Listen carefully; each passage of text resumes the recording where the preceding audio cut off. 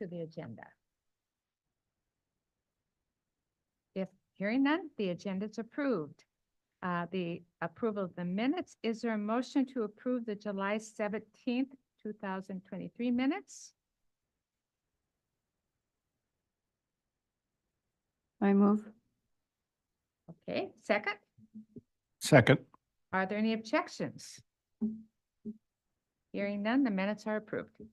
New business, selection of a board and chair and vice chair. May I have a nomination for this, for the position of chair? May I ask what happened since the last meeting? That we don't have a chair anymore? Because Mary Lou resigned.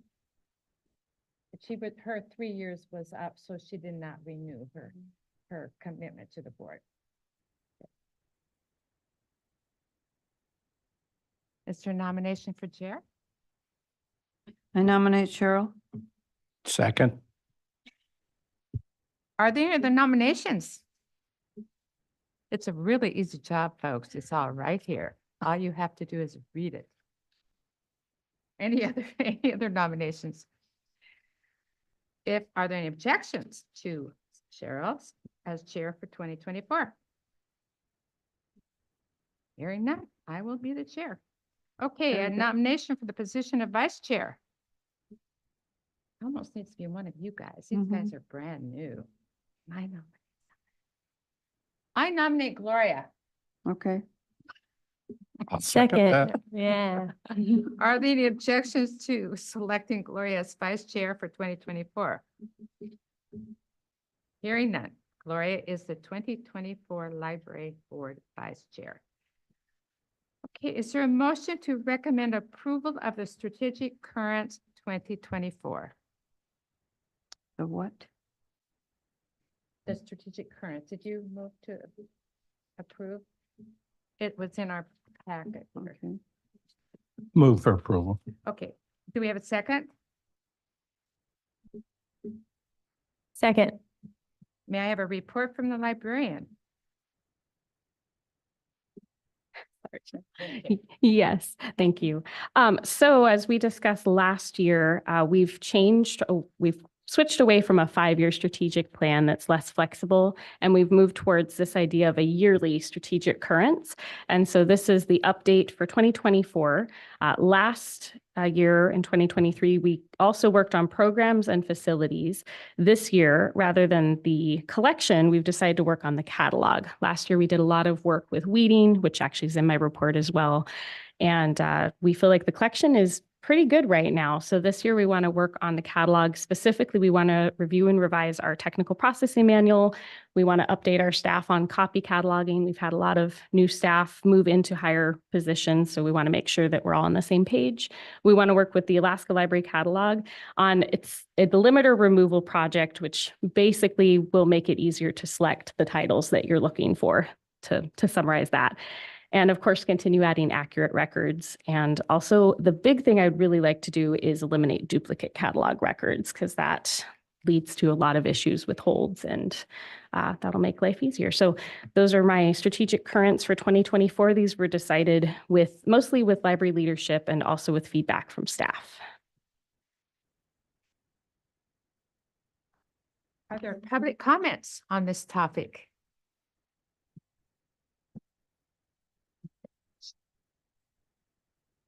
Then now the subject is now open for discussion by the library board. Any comments from the board members? Regarding this?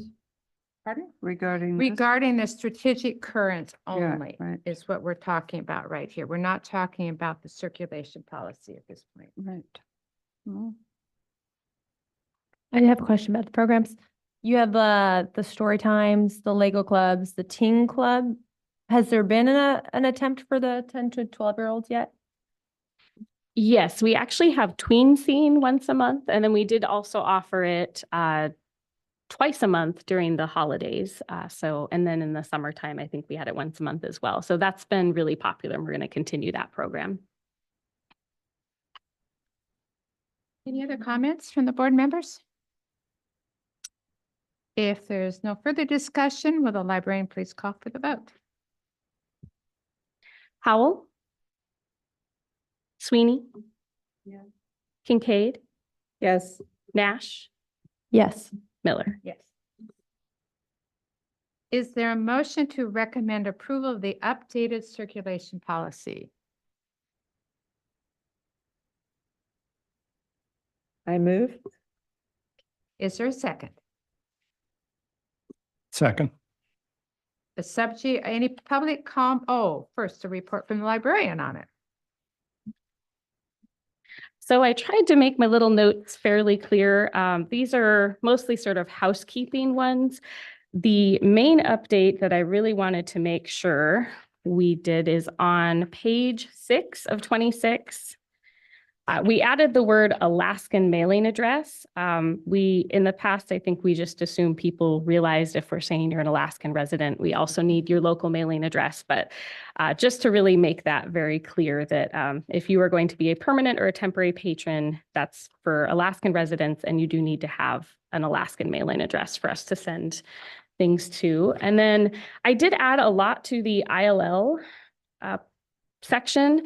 I actually believe some of these used to be in the old policy, and we were trying to make the policy shorter. And my main reason for wanting to put this, well, some of the things are in there and some of the things are new, but they're really things that when we're trying to get ILLs from other libraries, we cannot get anything that was published in the last 12 months. So we're adding that in to make it very, very clear. That's why we're not letting the public do it. It's because other libraries won't let us. And also things that are practical. If we've requested a title for somebody and nobody is willing to give it to us, we're not going to keep requesting it over and over again. And usually what we would do is we would buy a copy. But if for some reason we're not able to get our hands on it, like in the case of a very rare book, requesting it repeatedly isn't going to get the title. It's just going to take a lot of time. Yeah. Oh, and then the other thing we made clear, again, adding in Soldotna, we do get a lot of visitors, especially from Kenai, but also from Anchorage and Seward, and we don't budget for interlibrary loans for those patrons. Now, the intersystem loans, that's fine, that's different. We have a courier, and we're actually looking at getting a larger courier for that. But the ones that we're shipping in the mail, that is cost prohibitive for us to be placing ILLs for Anchorage patrons and patrons from all over the state. So we just made it clear that you need a Soldotna card if you're going to get interlibrary loan to our library. Those are the main things, and I'm happy to answer any questions if you have them. Okay, questions?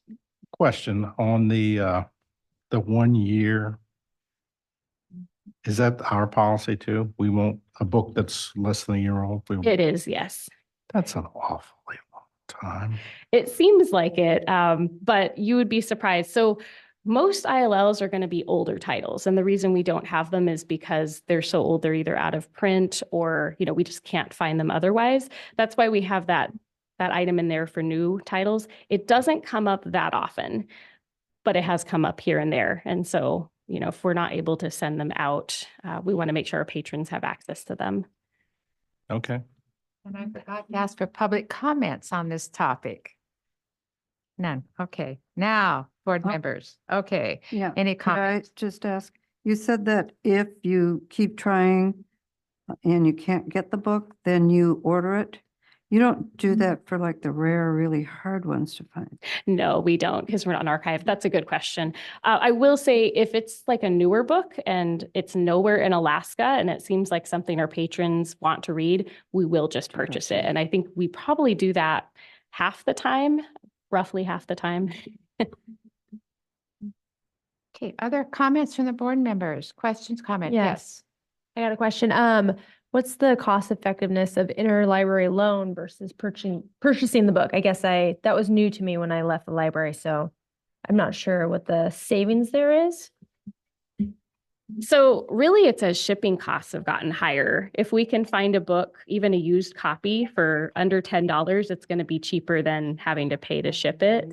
Also, occasionally patrons aren't able to get the book on time. So then we're also paying the library the overdue fees, which in theory the patron will be paying, but usually we want to make sure the library is paid earlier than that. So it's a good one. We we obviously are looking at the cost of the book. If it's like a $50 book and only one patron in a decade has wanted to read it, we're probably not going to buy a copy. But we have had, and you might remember this, sometimes there's a title that it doesn't fit our collection development policy, but lots and lots of people want to read it. And so then we might make kind of a judgment call on that one.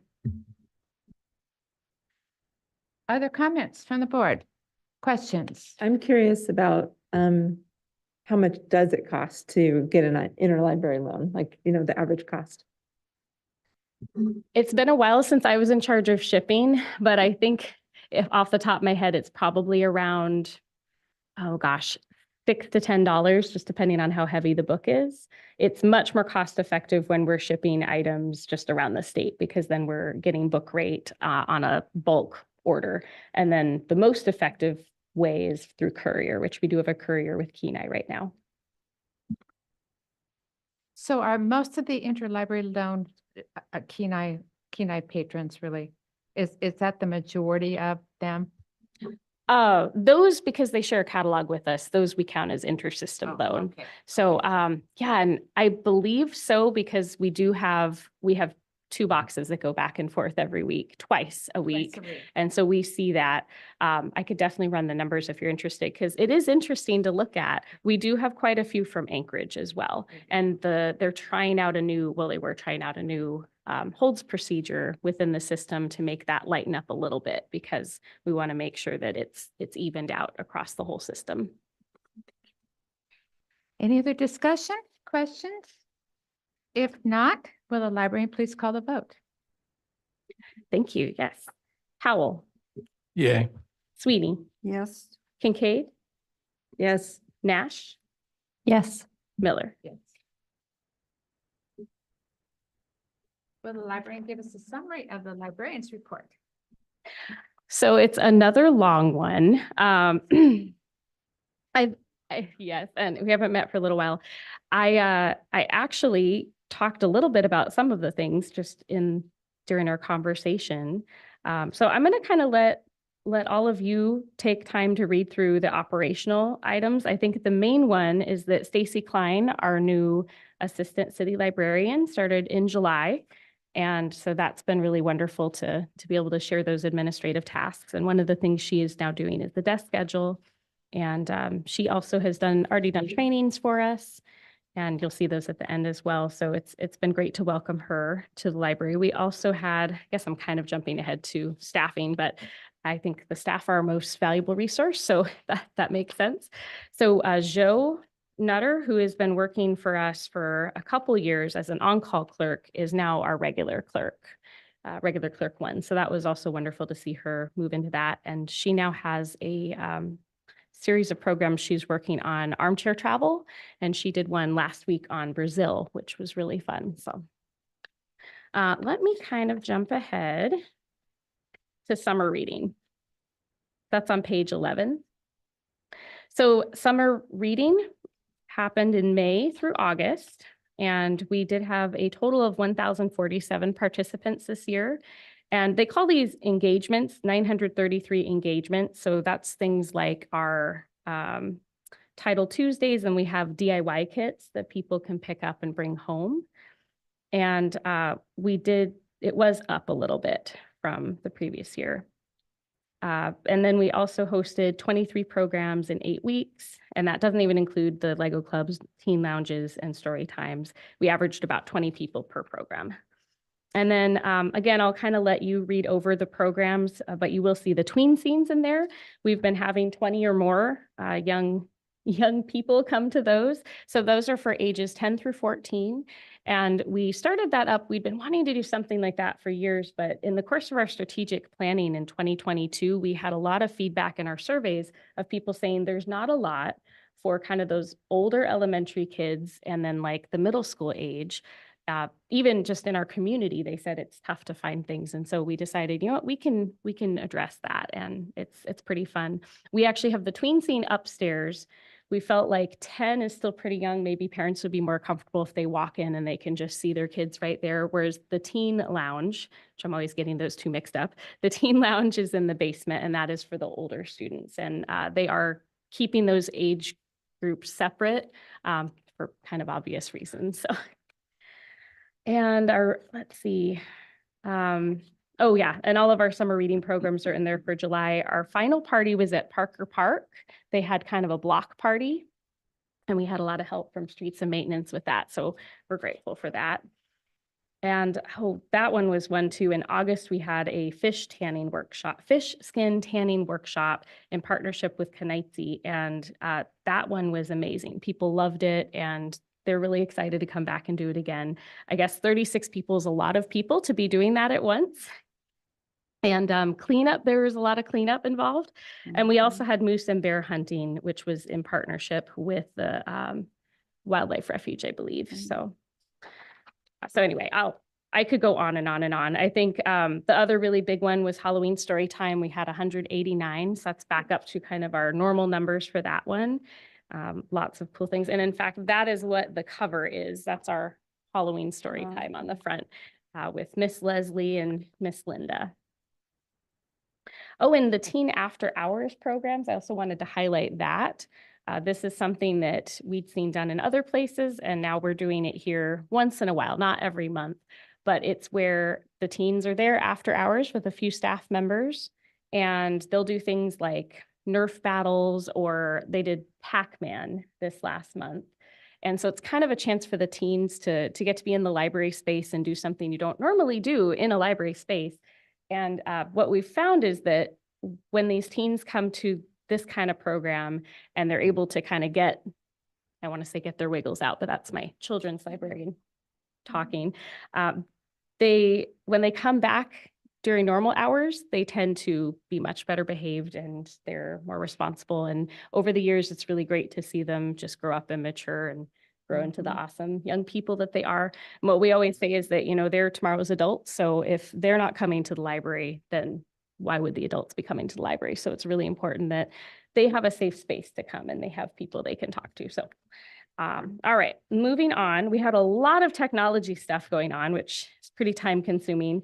We had some holds locker issues, but I will say the vendor's been very responsive, like as in within an hour, I get a response from them. So that is wonderful.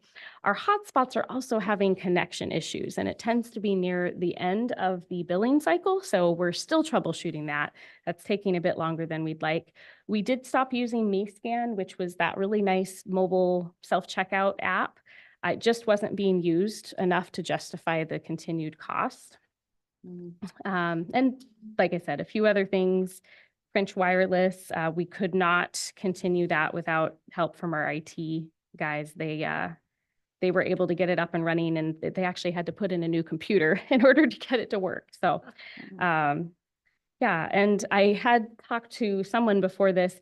The app that people use to access our catalog stopped working, and there's a bigger story, but essentially there were some contract issues with the people that made the app. And so that's outside of our control, but we hope that they're working on it, and we hope they have a new one up soon. We actually didn't realize how many people were using it until it wasn't working, because we are always trying to tell people about it and help them use it. The other big thing we've been having issues with is our Chromebooks and hotspots not being returned on time consistently. And we do lock them down, so you won't have any data. You won't actually be able to use the Chromebooks if they're overdue. So that does encourage people to return them, but we're still having issues with that, more so than with other item types. So we've been talking about changing up the program a little bit to address that. And then I do have to tell you, all of these lovely statistics at the back, October, November, and December, our gate counter was having issues. So I said that it was reporting inaccurate data.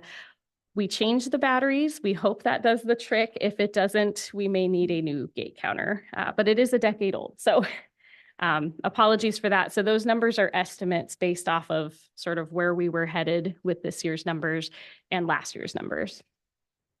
And already talked about staffing. It's really great. We did have all these fun problems. We continue to have issues with the person who is trespassed coming in. It's not as often, I will say that. It's not as often as it was. We did have a patron who was parking in our parking lot that the police helped to help him not park in our parking lot overnight. Oh, overnight? a homeless person?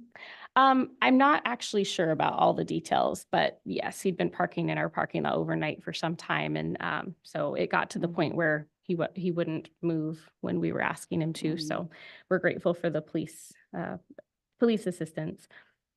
We did have some solicitation, just kind of a reminder on that. Inside the library, that's considered disruptive to library use, but people can do that outside. And we had some people working for the same business that had been told not to do that in the library, and they were continuing to come in and disrupt library patrons by asking them to buy things from them. So that one, we did not need to call the police. They eventually So they were understood. just trying to sell things. They were trying to sell something, and yeah, unfortunately, the first time wasn't enough. That was kind of a new one.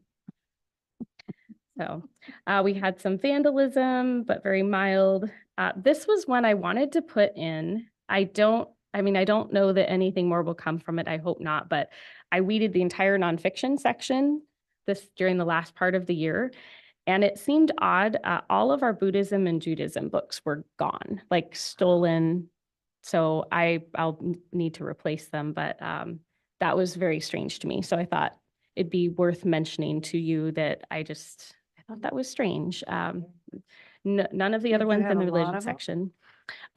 I think maybe around, I don't remember that off the top of my head. Yeah, I want I to mean, say probably 7 or 8, might have been 10, but for all of them to be missing is unusual. For 1 or 2, in a collection, but that was very obvious they had been taken. And because I did the whole nonfiction section, I kept my eye out for them, thinking maybe they got moved, but that was not what happened. So, yeah. So just kind of putting that in there.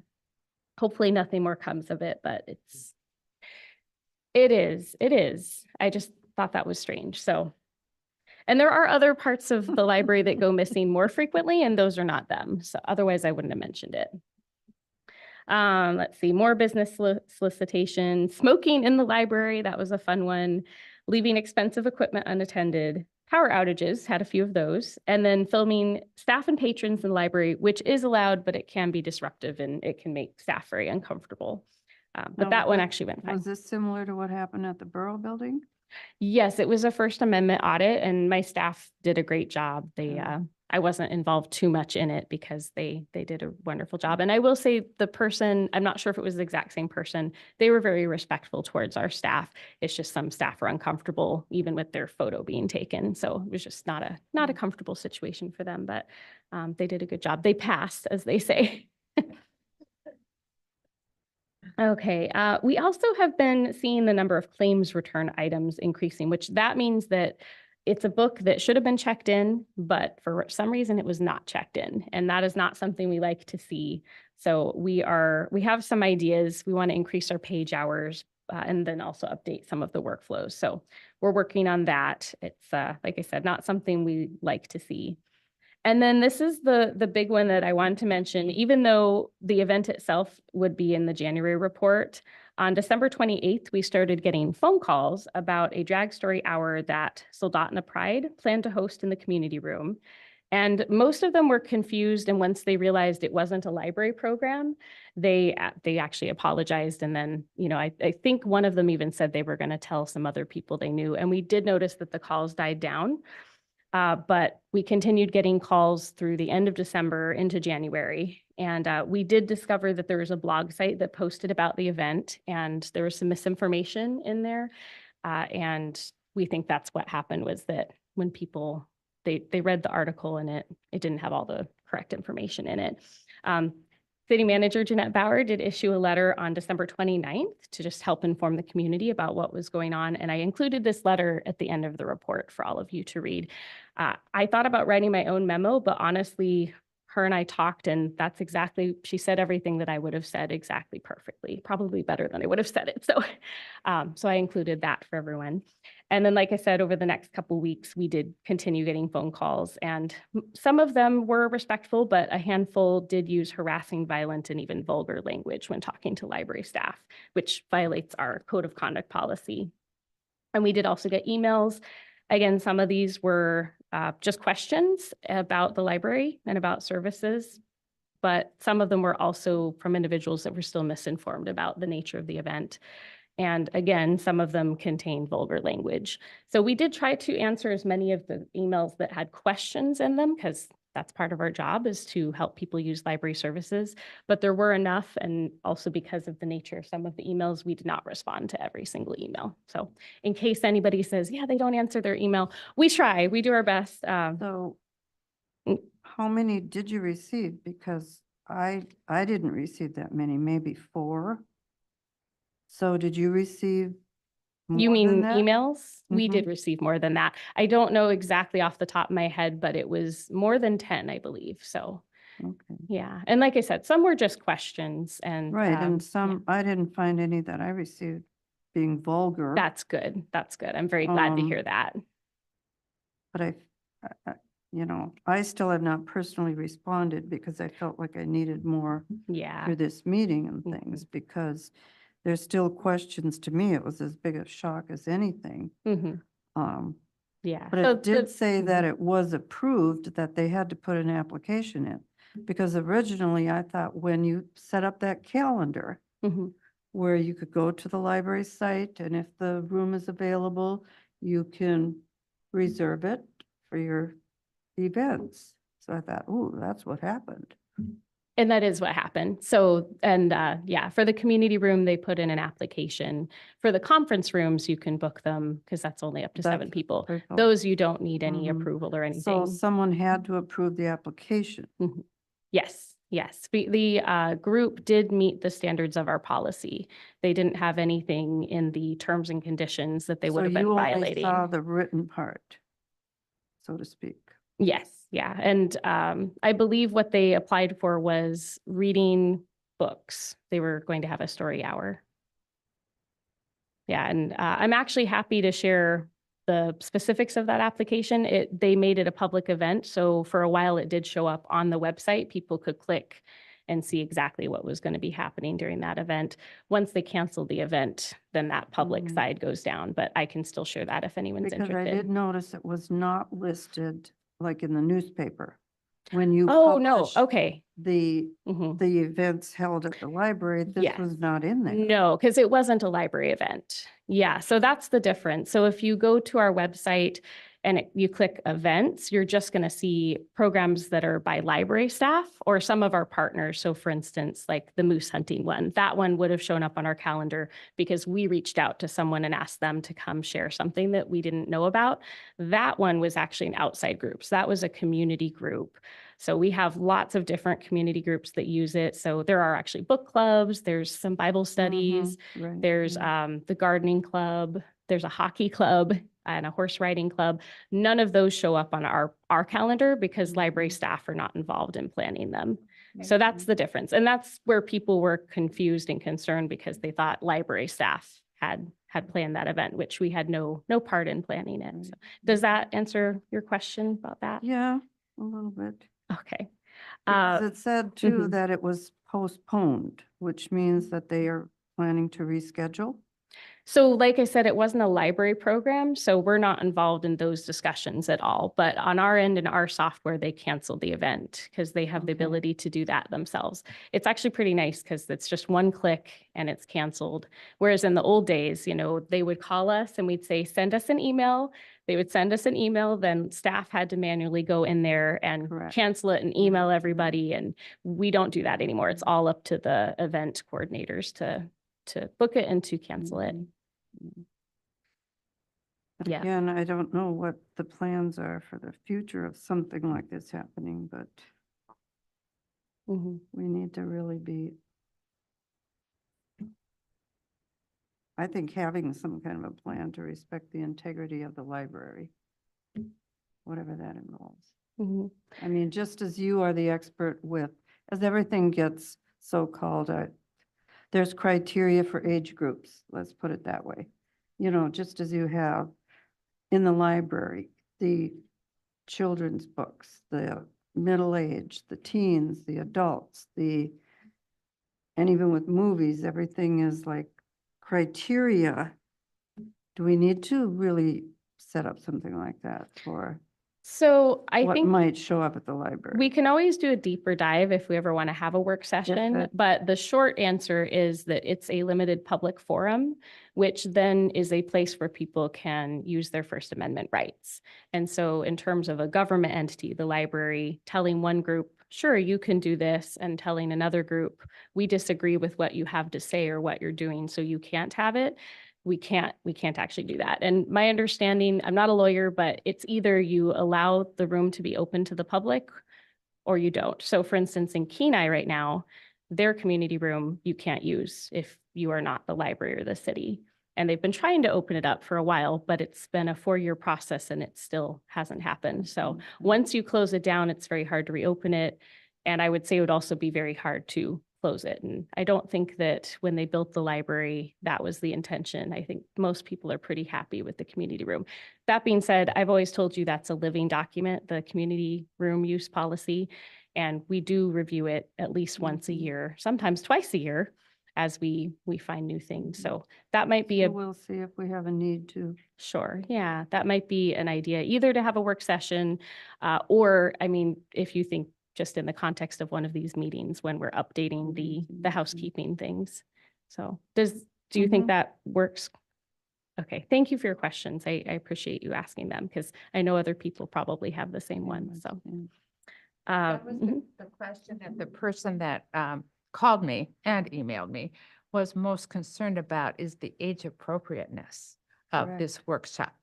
And so, and I didn't go back and check out the policy to see whether there was anything in there that indicated age appropriateness.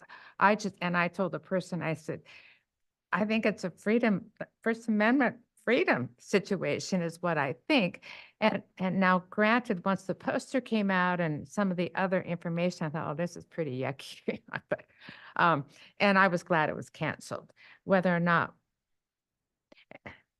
we basically had to allow it because it followed all the guidelines of the current policy, but possibly the policy does need to be revisited to include age appropriateness, possibly. And that would be a little bit of your concern, right, Correct. Gloria? But yeah, I don't. I would be concerned that that's going to get us across the breakers with the lawyers. Because as soon as you start saying age appropriate, somebody has to determine that. Yeah. that's And whatever I think might not match what you think. So true. I'm disappointed. Nobody called me. Oh. Nobody emailed me. Like, Nobody got me. I only found out about this because I happened to hear I'm amazed. KSRM jacking their jaws about it. So that's where I heard about it. Yeah, so, They have a That's- right to report it. It should. Oh, absolutely. Their jaws. Oh, I'm That's sorry. Inappropriate. I apologize for saying that. What bothered me was that they were reporting misinformation. Yeah. In the sense that they were reporting that the library was sponsoring Oh, it, boy. which is not true, which is what generated a lot of this heat and Yes, light exactly. over But this. nobody knew that. Well, they're supposed to be reporters. If they're going to report, they should investigate before they say. So that's, to me, responsibility cuts both ways. They're blessed with the ability to put their words out across the public airways. Well, And then- was it news or was it like sound off? Oh, it was There- sound off. Oh, yeah. See, well, they don't always investigate stuff. No, that's before pretty they- obvious. That's a Yeah. difference. And they talk without investigating, which is why I said Jack in the jaws. So, Well, but anyway, Again, it's the opinion place, so. yeah, it is. And anyway, the point I was going to try and make is we have to be careful with our policies to make sure that we're, as we say, in this case, we're just renting a room. We don't vet people, whether what they're going to use it for, because that's a very slippery slope that easily ends up getting us sued.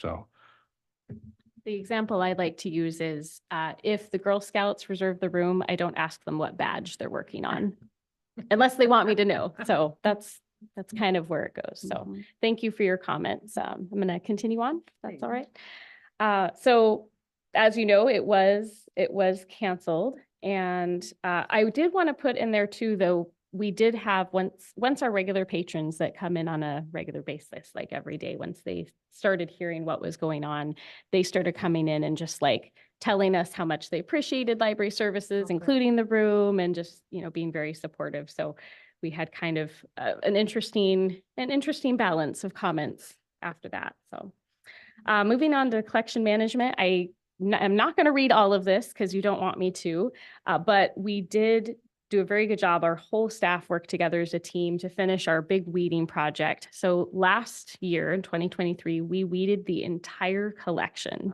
top to bottom. Now, I will say I still have some spot weeding to do, and I have a lot of ordering to do. One of the things that happened is the Central Peninsula Health Foundation made a donation to us for consumer health materials, which is wonderful because those cost a lot and they also go out of date very quickly. You should be replacing them every 2 years because you don't want people to have bad health information. So, and then we started up our Lucky Day collection again, which is the collection where we only order popular titles, the ones that we have so many holds on them that it's going to take a really long time to fill them. And it might be a patron's lucky day. They wander in and there it is, because nobody can place holds on them and they can't renew them. So that was something we wanted to do, but we hadn't gotten to start it back up again. So like I said, I'll let all of you read through all of my notes because there's a lot of them. And then the last one of my favorite ones with travel and training, we did continue our self-directed achievement program. And that includes weekly training, and it's kind of dropped to monthly mentoring sessions. Sometimes it's weekly, but right now I would say it's safe to say monthly. We have a lot of staff that have been there a really long time. And so it's become a little more informal, but their training continues. And we've seen a lot of wonderful programs come out of that because they have that freedom to have training. And we are a place where people come to learn. So if we're not participating in that learning process, it's hard for us to help people with that. And we did also complete group training on reference, reader's advisory, customer service, and programming. And the Soldotna PD presented a group training for staff about active shooter preparation. It's known as ALICE training. They did a really good job with that. I was able to attend, it's called RIPPLE, the Research Institute for Public Libraries, in July. That was wonderful, and I've been able to bring those things back. And also DERLEAD, which is a state public library leadership program, in October, and then also an advocacy workshop in December. And all staff completed mandatory safety trainings, bloodborne pathogens, and harassment prevention. And then we also had sort of a little winter safety training that I like to do every year because it's about safe driving and not slipping, and hopefully we all are following those instructions. So then these sort of speak for themselves. Our visitors are about the same. We have checkouts are continuing to rise a little bit, and program attendance was about the same.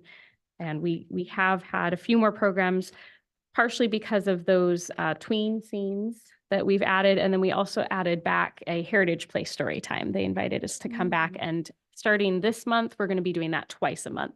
We started it back up once a Do month. you go there? Or do they Yes, come we up? go there. You Yeah, go so we there.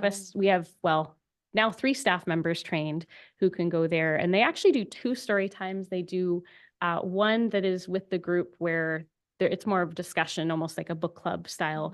And then the other one is really just the staff member doing poetry and songs that the residents may have grown up listening to and singing. And we find that those are the ones that they really appreciate. And there's some wonderful stories from that program before the pandemic. Of course, we had to stop.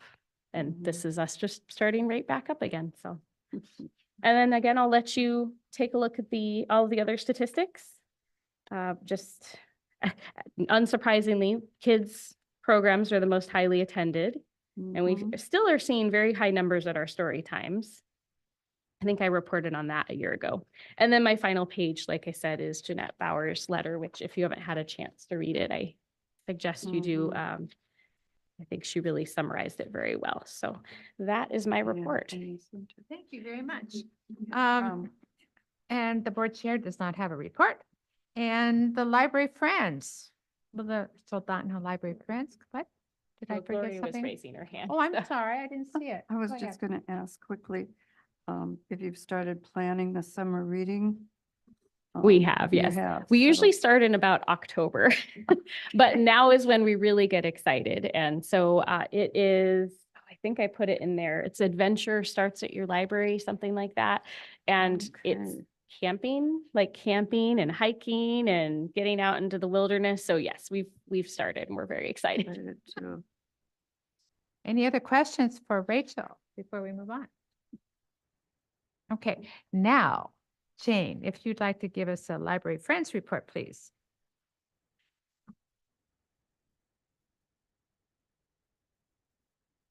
My name is Jane Firstenow. I'm Vice President of the Soldotna Library Friends. And we just had our annual membership meeting, January 10th. So I have quite a comprehensive review of what we have been doing as the Friends. I thought you would be interested of the revenue that we have made this year. $18,648.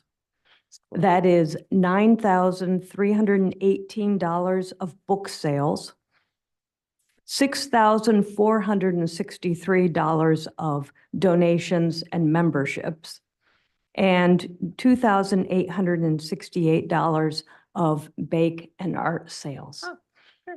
We have the bake sale at Progress Days and at our holiday sale in December.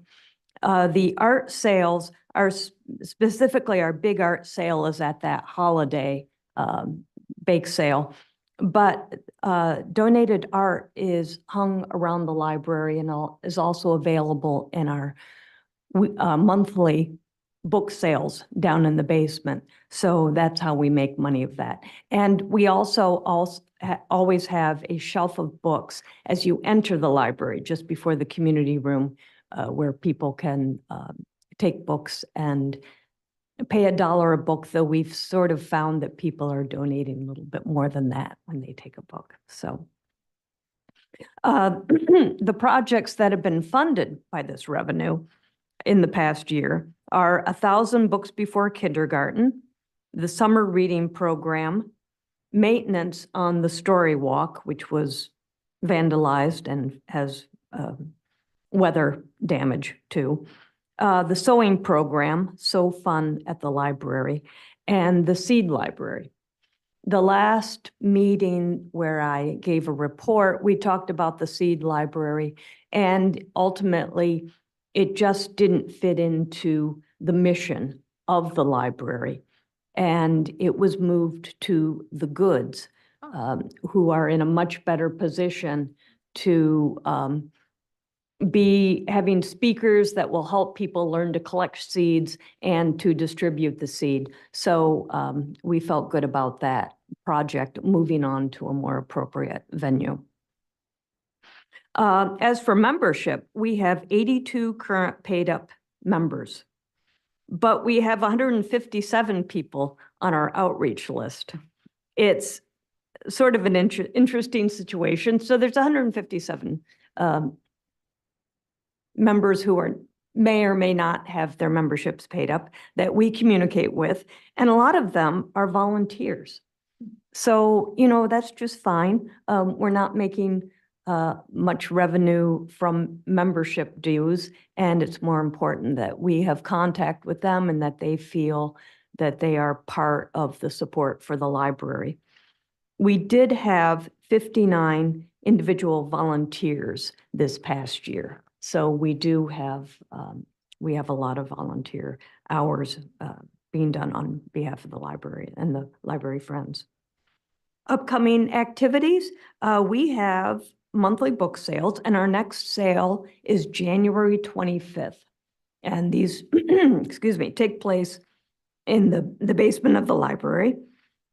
We have monthly board meetings, the second Wednesday of each month, and anyone is welcome to attend our board meetings.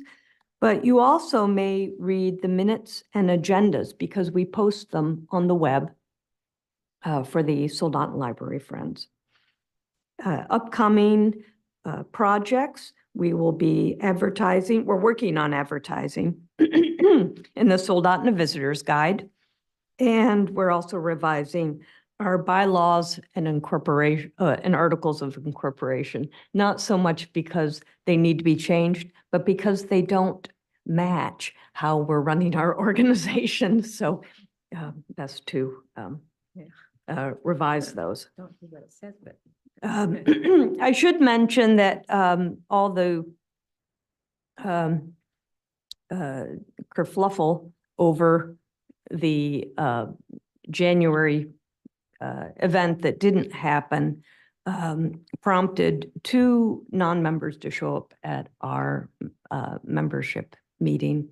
And just to express that they had been around the library during this, and they were very concerned about the anger and of people and the abuse that staff at the desk were taking when they were in no position to make any decisions about this. And one fella especially, that he was here on Saturday and said it was very intimidating, the groups of people that were blocking the entrance to the library, not perhaps intentionally, but just being there. And of course, not everyone knew what was going on. And so he actually donated $2,000 to the library friends and with no strings attached, and said, whatever the friends can do to support the library, because he felt so strongly about all of the really great programs that the library staff do. Any questions about the library friends? Very nice. Okay, any questions at all? Thank you, Jane, very And much. where is the board meeting held? At the library? Your board meeting? Our board meeting is, we use one of the rooms in the library that we can sign up for. And our annual meeting, we actually did use the big conference room, which, I should say that's very important, because as the Friends, we're a nonprofit. We are not part of the city of Soldotna. So we are just like the public when we come in and request a space for our meetings. So we take advantage of those. Mhm. Thank you very much. Sounds like they're a very active group. Jane, just out of curiosity, who is the president of the Friends? Yeah, the president of the Friends is, you asked me that, and the name just went, shoo. I'm just curious. Thought it might be you, Jane. Oh my goodness. Joan, yeah. That's close enough. Thank you. It doesn't Joan. matter. I was just curious. Is it Miller? Oh, John, yeah, probably. She's there. Yeah, she has There. been president for a number of years now. Okay. And when we did at our membership meeting, we do just like you do. We take nominations, and everybody ended up just continuing in their office, and everyone whose term was up extended their term. Okay, all right, thank you. All right, will the city manager please give her report? Oh, I just wanted to stop by to thank you for your service and to thank Rachel and her staff for the professionalism that was displayed in all of their work during what was called the kerfuffle, I guess. So thank you to all of you for working together. And we really appreciate it. I know the council does as well. That's really all I have, unless you have questions for me. I know there was a lot going on, so. Are there any questions for the city manager? Thank you, and it's really nice to meet you. Nice to meet you yes, too. 'cause I know you've been here a while, but I haven't officially met you, so that's just good to see you. Okay. All right, it's now time for public comments. Jane, would you like to talk to us again? Okay, we'll move on then. I'm being too informal, aren't I? Okay, then we don't have our ex officio council member here today, so library board member comments. And we've been pretty open about talking as we go, so we might not have a lot more comments now, but, so let's start with Bill, please. I don't have anything to add. Okay. Gloria? I think I'm okay with The comments you've the already made. comments we made. I know we have access to each other in between, because it does seem like a long span in between our, I mean, just looking at your report, it's like, wow, Rachel. We- It's been, and I really appreciate the library board, the Friends of the Library Board, because, you know, I've kind of been trying to check in on some of their public things, and while it's well organized and people are attending, and it was interesting to hear about the art, because I did see so much art donated to the event, and it's another thing you probably have to store, like the many books that are donated. But you found a way to do that, which makes it accessible to people even between events, which was very nice to hear. Appreciate that. Julie? So I do have a question about the book sales for the Friends of the Library. Where do those books come from? Are they from donations from the library or from the public or both? We have a very active donation policy, and we have Vicki Johnson Fries, who lives in the basement, I think perhaps. And people bring in books and they make arrangements with her. But what we're also doing is we're taking care of all of those discards that Rachel is pulling off the shelf. And that's important, that we help, because she needs to empty shelf space for new books. And she needs to take off books that are no longer being checked out, or books that are just in rough condition. And the public are just very happy to have access to those books. Thank you. Any other comments, Julie? No, I think I'm good. Good. Donica? No comments. Okay, and I don't either. I think my concerns had been talking about that incident, and I think we did a good job of clarifying that, so I'm fine too. With no further business, the meeting's adjourned at 6 o'clock, 6:08. And the next regular meeting will be April 15th at 5:15, right here. So the meeting is adjourned.